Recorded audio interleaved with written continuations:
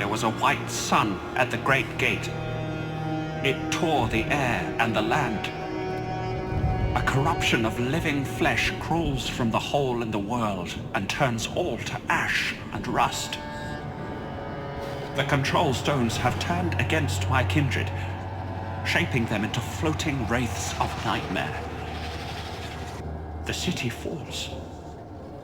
I am to blame. My companions took my formula, some to use it to destroy the Vitae at the gate, others to infect the Vitae pipelines and end the suffering. The gate has indeed fallen, but catastrophically, unleashing energies beyond belief. Still the factories scream. We have failed in the worst of ways. It is my duty to stay at my post, to see if I can find means to end it. I have no choice but to use the Vitae. An ocean holds the great Empress to life, so a meager portion will suffice for me. If any find this record, know that I was the traitor Kita, Alchemist, apprentice to Tamaku. Forgive us our folly.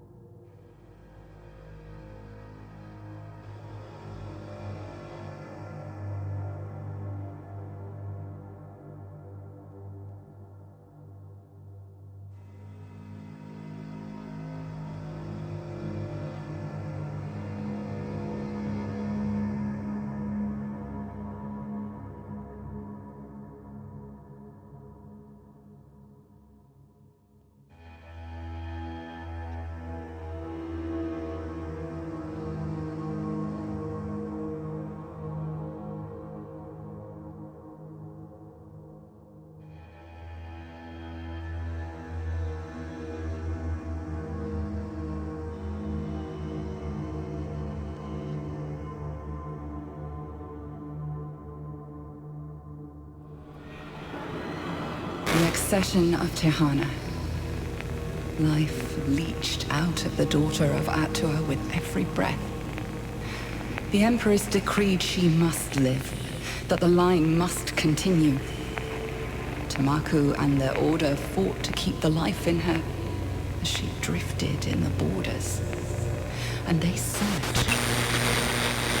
The blades to the parting of her spine. But her womb would not quicken, and the life ebbed, and the light in her eyes faded. So Tamaku stood before them, radiant with the light of the moons, and whole, the essence flowing through her. Yet her mother took up the orb from Atua's lifeless brow, and called Tamaku to her, and a fierce light was in her eyes.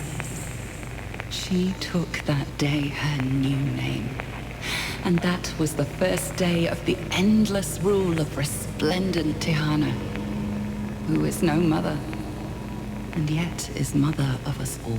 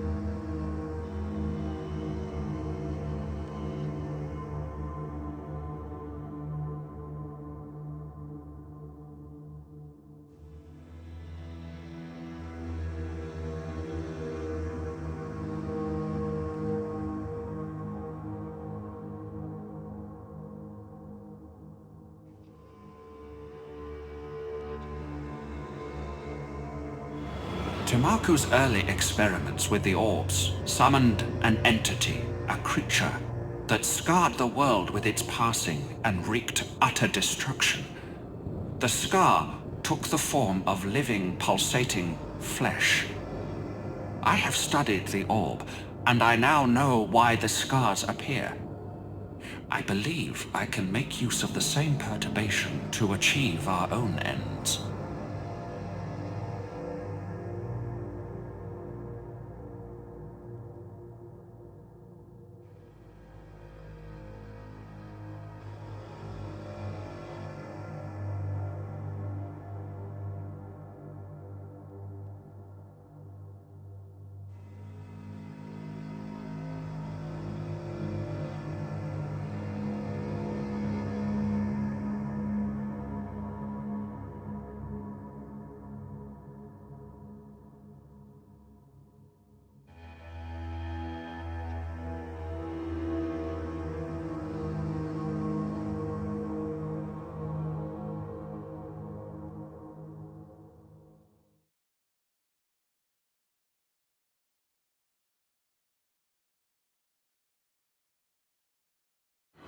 Under the sign of Idu on the fourth rise at the second calling, I, Atharu, make this record.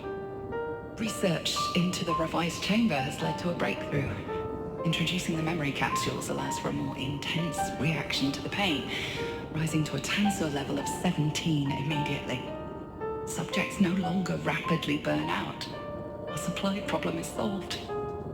Direct stimulation of the nerves, followed by a dose of elixir of Emmerich, followed by an application of the subject's own best memories. Or to view it another way, fear, oblivion, hope. Fear, oblivion, hope. It's so simple. Without fear, there is no vitae. Without hope, there is no fear. So recorded in her name eternal.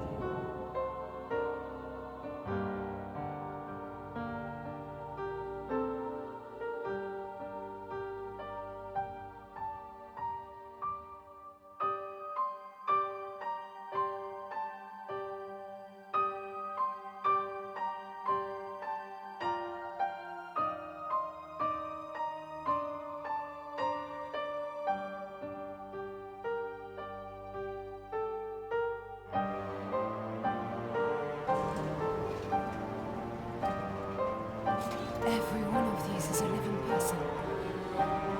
Oh God, no.